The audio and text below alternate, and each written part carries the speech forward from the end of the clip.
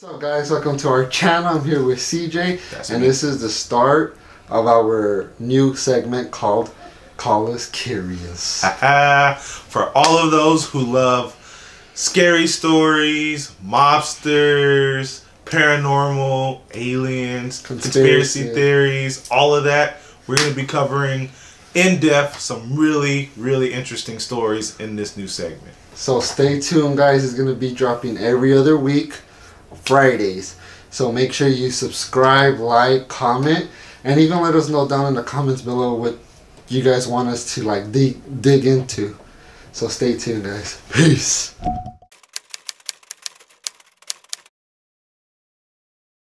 What's up, all my Curious Thavas out there? Today's story, let me tell you, man, we were doing our research on this. It's scary. Shoot, dude, it was scary, and we were doing it at nighttime. That's where we messed up. So that's where we messed up. But take a guess.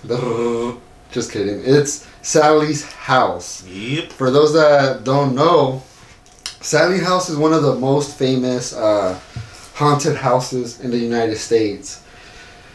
Which, to me, we're going to get into detail about the family that was there, right? But the crazy thing is, so much things happened, but people could still go, dude. Stay the night. Yeah. Stay the night in a haunted house, or you could do a day tour. But I was thinking to myself, like, every review that I've seen that people go visit, they see something, feel something, or they see stuff move. So that's for sure. I know, you know, it's not like a bullcrap house or like say Queen Mary. I've been to Queen Mary. You've been to Queen Mary. It's okay, but I mean, sometimes I think to myself, well, while I was doing research, I'm like, man, I would like to go, but then I was like, nah, dude, because you said people stuff follow them back home, right? Yeah, at least what I was reading, people were having like stuff follow them back home, and yeah, you know. No, I'm straight, bro. that's a no. But story time, guys. All right, so we're gonna start back to where it all started. So the house was in Arkansas, and then when we did our research, they actually had the address on there, which was, but I think now because it's a museum type thing, you know, it's on 933 North 2nd Street in Arkansas. So if you guys ever want to go check it out. Who lives in Arkansas? I don't know. But originally it was built for a doctor, for a physician. He downstairs was, you know, his whole doctor thing, and his family lived upstairs, right? So that's who it was built for. And before Sallie, 3 other people died, right? It was 2 men and a lady that passed away in there. So already then, the house is already haunted. It's already, you know? screwed. But we're gonna stick to the Sallie story. So what had happened was the mother and Sallie went to that doctor because Sallie was having really bad pain. She pretty much collapsed, pretty much crawled all the way to the front door, and the doctor right away put her in, and he's like, we cannot delay the surgery, right? So right there and then, he opened her up before the anesthesia kicked in. So unfortunately, she did not make it, and she was only 6 years old, right? Damn. And when we were doing our research, I was thinking, like, dang, dude, like, she never lived there. She died within maybe hours, and she stayed there and haunted the house. But they say that because her last, obviously, you know, her last thing was the doctor cutting her open, she thought she was being tortured, not trying to get saved. Which maybe that's why she stayed to haunt people that, you know, that started living there after, which was scary stuff. We're gonna get into it. So we're gonna get into the family that moves into this house present day, but around 1994, 93-ish. But we're gonna start with the husband. His name is Tony Pickman. Wasn't that a game?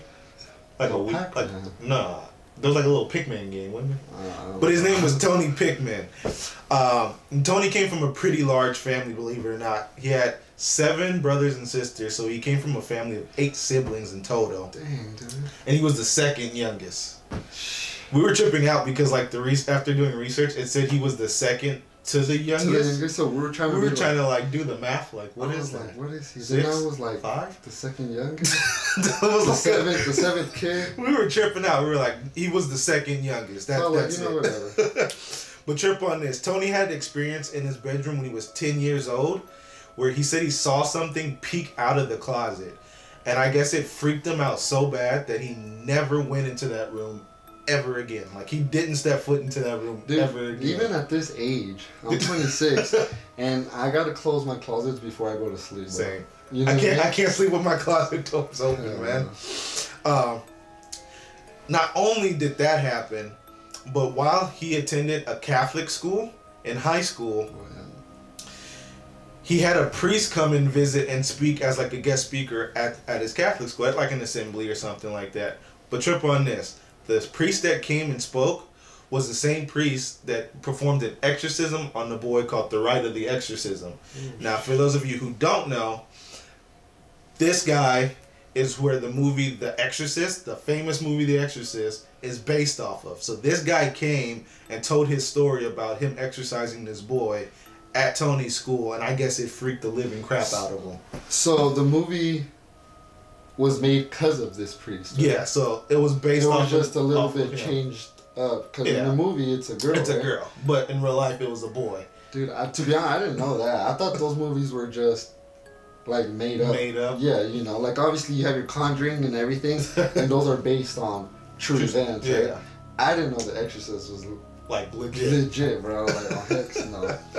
But going from Tony to Deborah Pickman, the wife of Tony. She was, growing up, she was a normal girl, you could say. She was a small family, 3 kids, brother, sister, and just her. They lived in upstate New York. And when I was doing my research, I told CJ, I was like, where is upstate New York? I still don't know. I didn't really get into,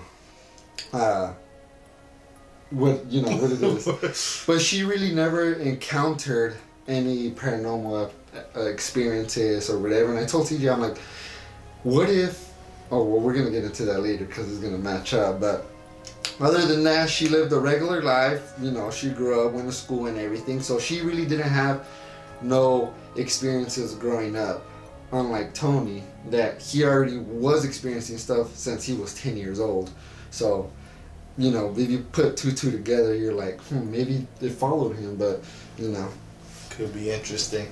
So, we're about to get into, like, the nitty-gritty of it, you guys. So, the following we're about to do takes place between January 1st and July of 1993. So, on the last day of 1992, and I mean literally the last day, December New Year's Eve. Yeah, 31st, 1992. Deborah and Tony Pickman moved into a rental house in Kansas. Everything seemed quiet and perfect, normal right off the back from once they first moved in. But until one day, it was not. The first thing that they experienced that was strange or out of the normal was that their dog would go to the nursery but wouldn't walk into the nursery. He would stop at the threshold and just bark, like pissed off bark, like as if he was like about to rip something to shreds. That's the bad thing about having dogs, dude. Like, they see that stuff. Before we had another dog, and she would bark at the lazy boy couch or just sit there and stare at it while we were in the room. So I was like,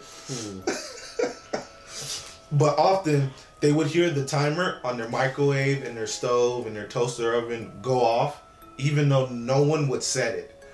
And just randomly it would go off as if it was counting down to something. Dude, like we watched Toy Story and everything, and you when we watch those, you're like, damn, dude, imagine your toys would come to life. That'd be dope because, you'll play with them, whatever. Yeah.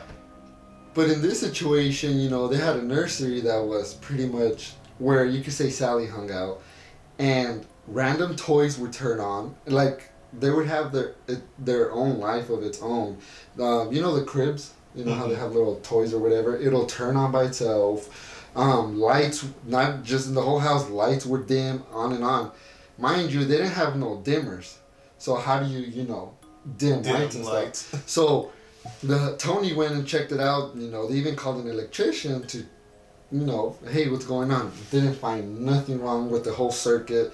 They checked out everything, and it was just like, what could it be? He even made a comment. He was like, we must have a ghost, right? Not knowing that what they were about to witness and feel and all this other crazy stuff. So you could say he pretty much manifested, ghosts coming into the be careful what you say freaking house. Just imagine, dude, you're like me, right? My neighbors are super close. Imagine a neighbor walks up to you like, hey, dude, like, you've been gone for a whole week. We noticed, and your lights are on and off throughout, the day, the night, and everything. So, they actually had neighbors that came, and they were wondering why the nursery lights were on all night without even having a kid yet. So the lady's like, Deborah was like, what are you talking about? Like, everything's off at night. They're like, no, like, from our house, the lights turn on, they turn off, they turn on, they turn off. And she was like, that got her thinking, and actually, like, we gotta really check what's going on in there, because most of the activity is being held in the nursery. Teddy bears in there. Scary, scary. Who would think teddy bears are, freaky? Freaky. Alright, yeah, you guys are not gonna want to miss this or what happens next, alright? Alright, so Tony and Deborah have their baby, little Taylor, and obviously when you have a little kid, what's like the most common toy to get a little baby or a little kid? A teddy bear. Teddy bear. Stuffed animal. Stuffed animals, right? So one day, while they're all downstairs, kicking it, chilling, having a good time, Deborah goes upstairs into the nursery. Now, I guess their house was set up in a way where, like, if you were to go up the stairs at a certain point before even reaching the top of the stairs, you can kind of see into the nursery. And so she gets to the point where she can see into the nursery, and she just absolutely panics, you guys. Like, when she looks into the nursery and what she sees, like, just freaks her out completely. She sees the teddy bears on the floor. Now, they're not just on the floor. Not just on the floor. Like, spread out. No. Yeah. The teddy bears are in the middle of the floor in a circle, facing each other. Did you hear that? Yeah, I did. I was just going to ignore that. They're in the middle, facing each other. Now, I don't know about you guys, but I couldn't imagine, like, especially if I didn't put it there like that. Yeah, and that's where they trip out, because at first they were like, no, it can't be true, like, how, at first they thought it was a prank. People were pranking them because they would leave their front door open. Mm-hmm. So, they thought neighbors or, back in the day, they would let anybody in the houses. So they never locked the doors. They're like, it's a prank, whatever. So they ignored it, and they go back upstairs again.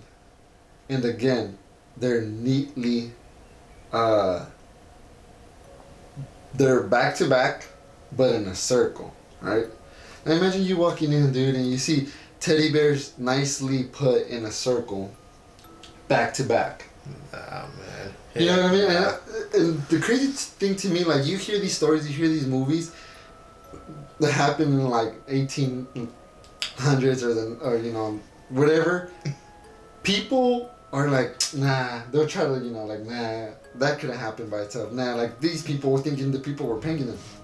If I see teddy bears in a circle and there's nobody in my house but me and my wife, bro, we out. Like, yeah. I'm out of there. I'm not going to be like, who was it? Yeah. Who would have pranked me? Who would do it? But you see, like, the jacked up part about this is it didn't just happen once. It happened multiple times. It happened multiple times. The same night, where Deborah would put the teddy bears back where they go. And they would come back. And she'd turn the light out, come downstairs, the light would be on, and she'd go up there, and the teddy bears would be right back in the same place. Right. And then there was one specific one where he was on his belly, right? Yes. And they put him back exactly where they had placed him. Go downstairs, they go back up, and it's back in the same place on its belly. What would you guys do? Like, honestly, I'm out of here. I'm not gonna, sit there and think to myself, like, it could, like, damn, a prank. Who the heck is pranking you, dude? Like, with teddy bears, you know? Because I think it would have been different if someone came in and, like, just destroyed everything as a prank. But putting teddy bears in the circle in the same place, like, heck no, dude. Like, hell no. And Karen, one of the family members, actually came to visit, and she witnessed stuff too, right? She witnessed the teddy bear thing. So Deborah went upstairs to go to the restroom, and Tony and Karen stayed downstairs. And Deborah was thinking to herself, like, like, maybe they're taking care of me from down here just in case, blah, blah, Keeping blah. an eye on me. But they were like, hell no, girl, you better go pee by yourself.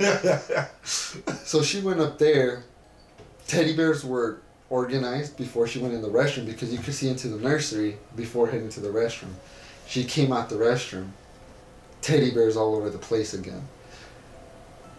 She freaked out again. She ran downstairs. Karen the next day flew back home, because she was there when the whole teddy bear thing was going on. So she was like, yeah, I'm out. That same morning, Tony's brother flew in, and he experienced some stuff too. I don't know about you, dude, but I'm out. Like, for me, man, like, it doesn't take much to really scare me. I'm a pretty scary, which is funny because I love scary movies, but I'm a pretty scary person. Yes. But especially for what happens next, there's no absolute way like I could ever, like, I couldn't imagine living and physically seeing this. So like you said, Karen left, and then Tony's brother came in. His brother's name was Greg. So Greg flies in, and they're hanging out downstairs. And actually at this time, Deborah didn't even know that Greg had actually just got in. So she was upstairs by herself. And Tony and Greg were downstairs, chilling. They probably haven't seen each other for a while, so they're kicking it. And Greg actually has a camera with him, a 35mm camera.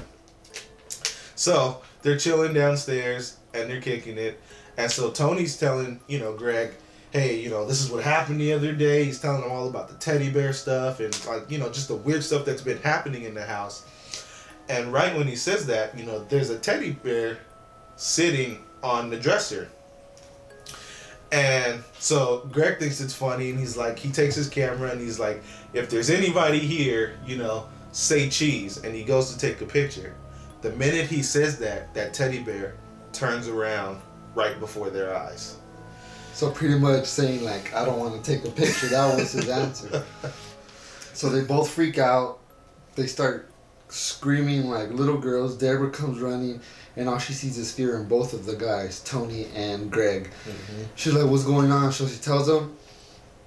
Tony grabs Taylor, their baby, straps him up in the car seat, like, you know what, we gotta go. We out. So they went to his in-laws, right, for the day. Bro, I'm staying there forever. I ain't going back, So they went there for the day, and before Tony goes back and before he comes out, he's walking out and doing like this kind of gesture, like, oh damn, like when say like when a bug pokes you, right? You're like, oh shoot, or you feel a stinger or something.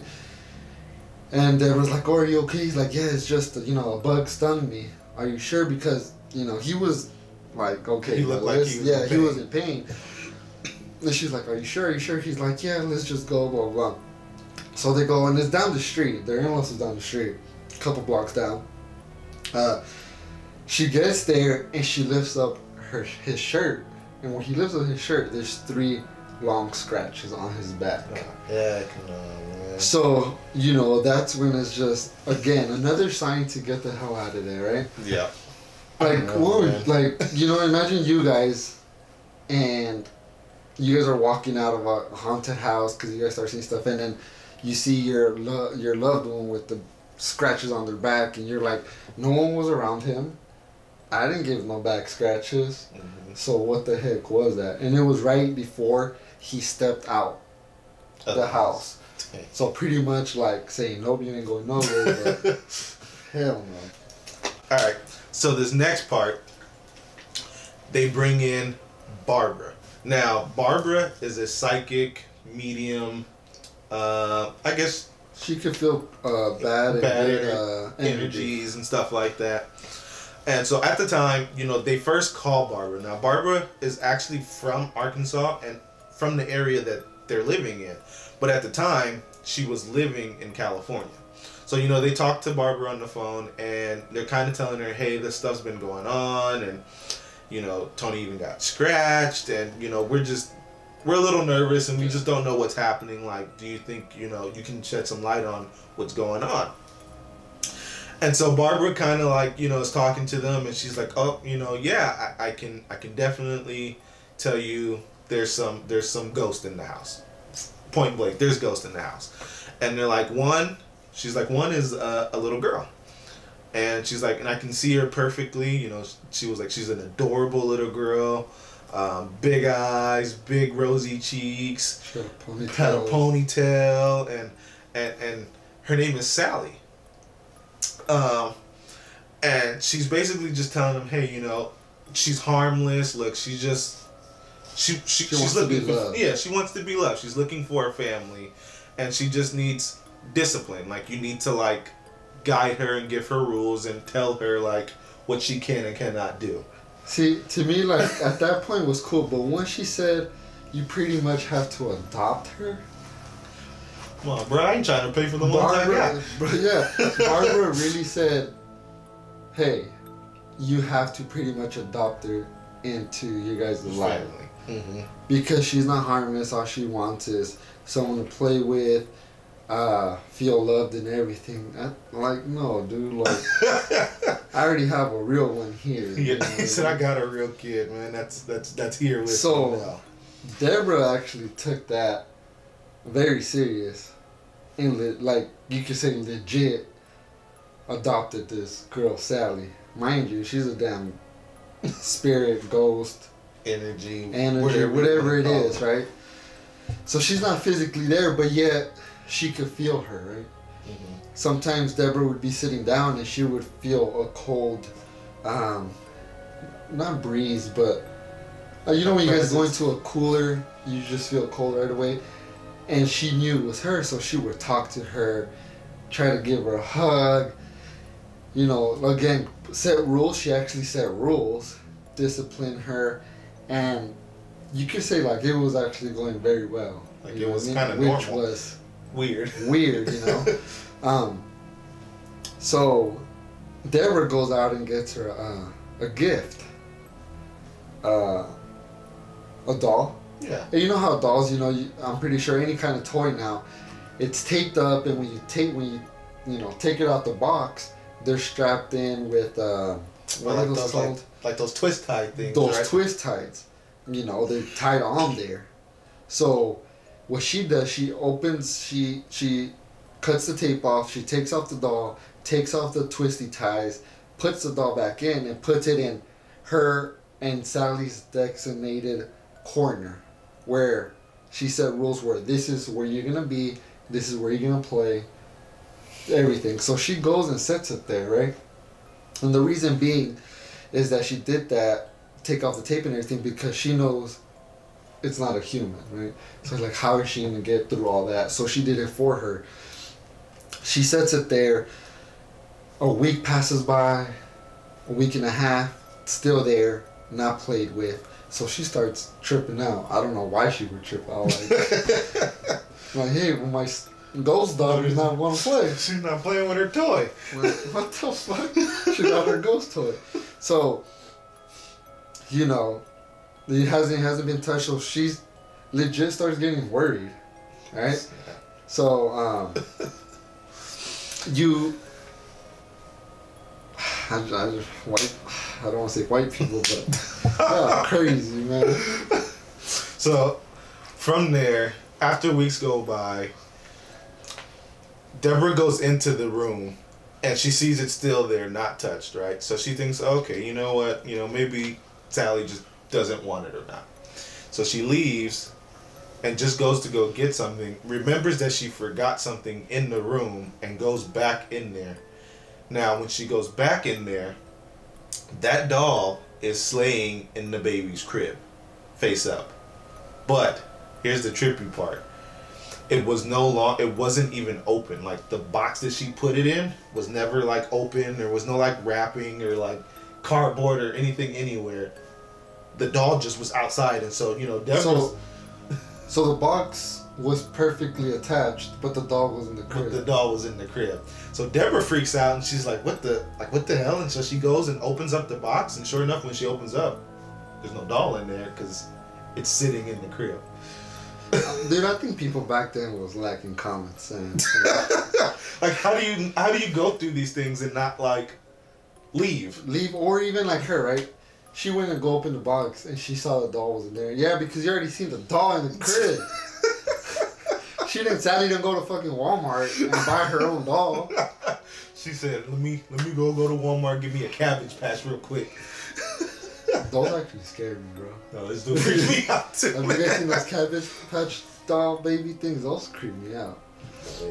But so what happens next is really freaky. That's the next part. So as far as Tony, it's been going smooth. After they adopted her, it's been more of like, okay, we know there's an energy, we know there's a presence, we know it's a little girl because Barbara came in and explained. So now it's not like, I wonder who it is, I wonder if it's bad, I wonder if it's good. What is it? Is a child? Is a grown man? So now they know. So I guess they feel more comfortable, right? I guess if you and me were little punks, and the psychic would tell us what there was, we would be like, okay, cool. We know what it is, and we know it's something good. Something good. Whatever. Yeah. So on October 31st, 1993, damn, bro, we had like a week born. Oh yeah. Yeah, we were born around that time.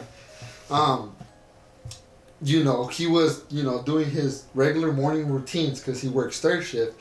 So he was off of work at 7 a.m. So he gets home, he goes into the kitchen, starts getting undressed or whatever.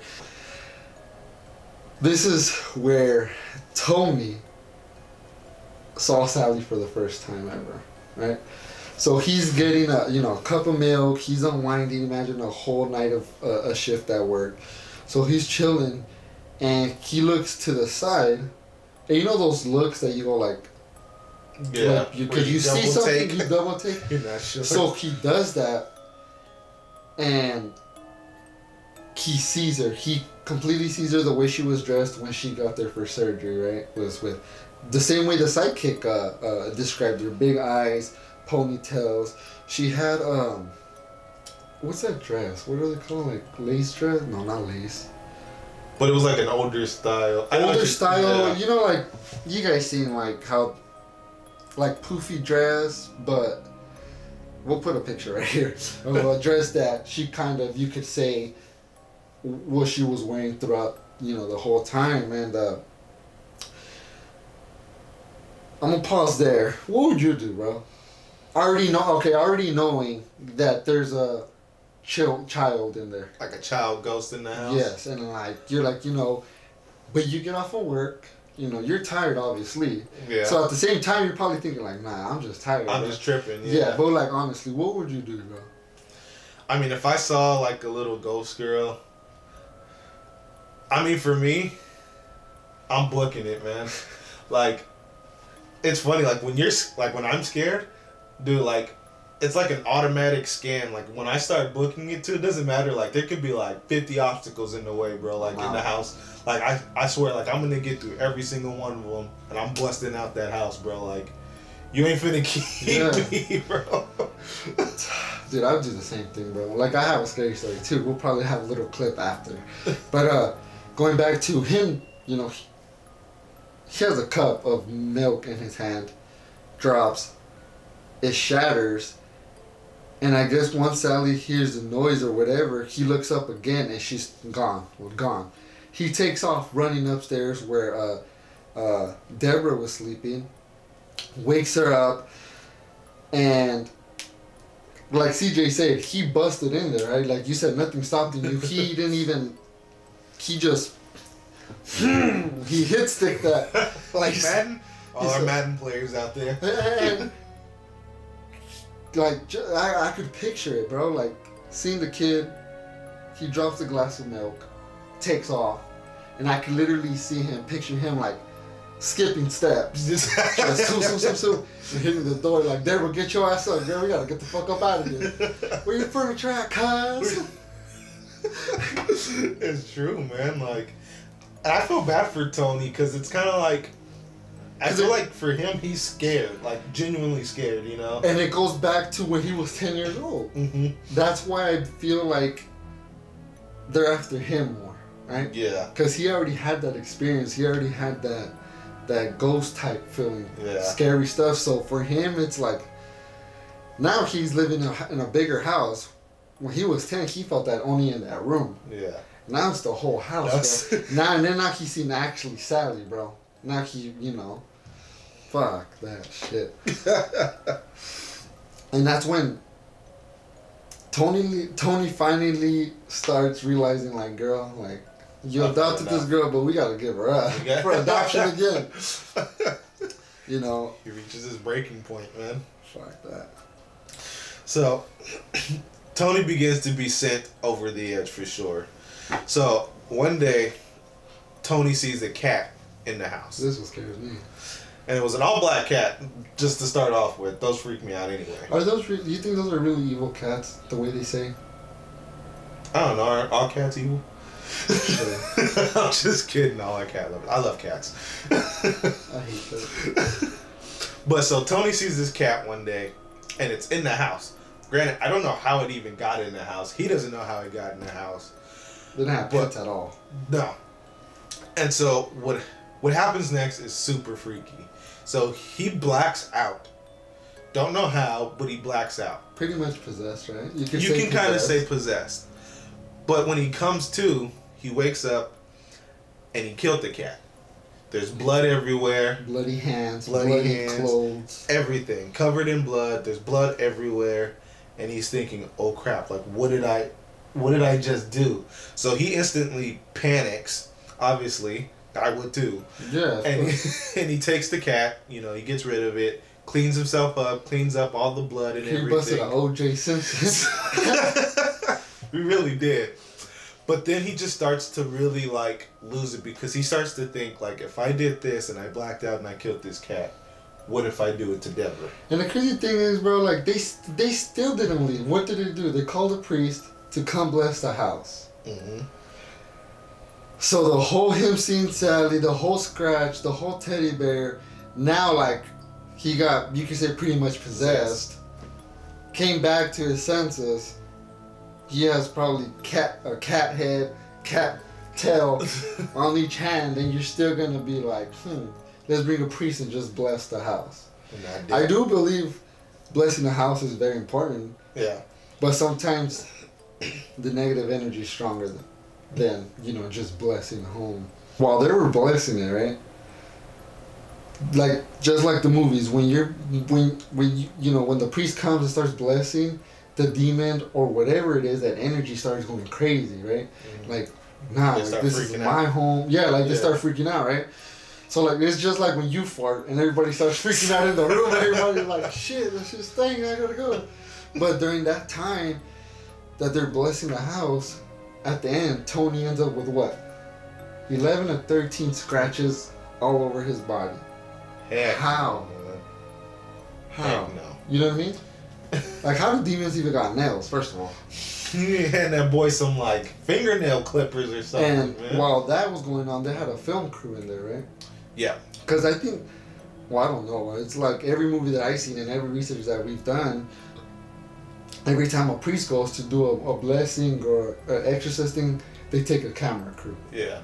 I mean, I think it was like, you know, like they have these shows like Discovery Channel or whatever it is, may have like these like ghost hunter shows and stuff like that. And mind you, they didn't stop the filming. No. He was being scratched through those 11 or 13 scratches It was 9 minutes, bro. So imagine everything's going on, being blessed. The camera crew stayed filming him, focused on him through 9 minutes of all that going on, bro. I would have been like, y'all really ain't gonna help me? Like, get the hell out of my house, y'all, you feel me? So and this is, we're getting to the end. So eventually, you can say the Pickmans finally had enough. So the Pickmans move out in 1994. But you forgot why they moved out. let me say this real quick. What pushed Tony to the edge was obviously the previous thing, but the most thing was he was upstairs, remember? And he felt a very hard push. Not just like a push, but like if someone with full force pushed him. He was upstairs with Deborah, and he broke the railing, which was wood, right? And like 3 of the things snapped off. That's when he said, you know what, bro, like, it's trying to kill me. It's time, yeah, like, we gotta go. So yeah, they finally move out in 1994. So they lived there for 2 years. I don't know about you, bro, but I'm not putting up with that for 2 years. No way, man. But see, what's weird is they moved into a house only a few blocks away from the house that they were living in, the Sallie House. So even in the new house, they still felt like there was something evil that followed them. And this is kind of trippy, man, because Tony would still have bad vibes and stuff like that. He wouldn't be able to sleep. And he just kind of felt like, he would tell Deborah, like, he felt like there was this, like, driving force that was just, like... Still within him. That was, like, connected to that house. but, you know, like how he said he still felt that energy. And a couple times, he would sleepwalk from the new home. And when he would wake up, he was in front of the Sallie house. So imagine how powerful that negative energy stayed with him, right? That must have been powerful energy for him to sleepwalk blocks from his new home to the Sallie house, and when he would come to his senses and wake up, he'd be in front of that house, dude. Like, that's some scary shit. And it kept going and going until they finally moved out of state, which they moved to Colorado, right? Colorado. They moved to Colorado. They're like, we just got to get out of Kansas, because being a couple down the street, a couple blocks away, they would still somehow end up there, you know. And thankfully, nothing happened to their baby, dude. Yeah. Throughout our whole research, nothing about the baby missing. But in 2007, like, it hasn't been that long, they went back for an investigation, right? The Pickman family went back with the whole camera crew. Like how you said, I don't know if it was Discovery Channel or... It might have been. Yeah. So they go back and they're in there filming and investigating, and they pick on Tony again. Tony gets picked up, lifted off the feet, lifted off the ground 4 inches. 10 inches. Which you think like, damn, that's not a lot. But bro, who the hell's grabbing 10 inches? Yeah. And he gets thrown back 4 feet. 4 feet is pretty long, right? Yeah. It's like the size of Willie. Because you're getting thrown back 4 feet, like already there you're panicking, being lifted off the ground 10 inches, you know what I mean? Like he gets thrown. What is uncovered is more real, more dark, and more than they ever expected. While you guys are down there, I'm getting almost a burning sensation on my face right now, which is an indicator to me that there's a demonic presence. Usually a burning sensation on my face is that first indication of a demonic. I say I've had a couple cuts. That I've had one on my back that kind of looked like an X or a cross. We couldn't tell. That one hurt, but it felt more like somebody punched me. And then I've had this one here that was pretty deep. Really deep.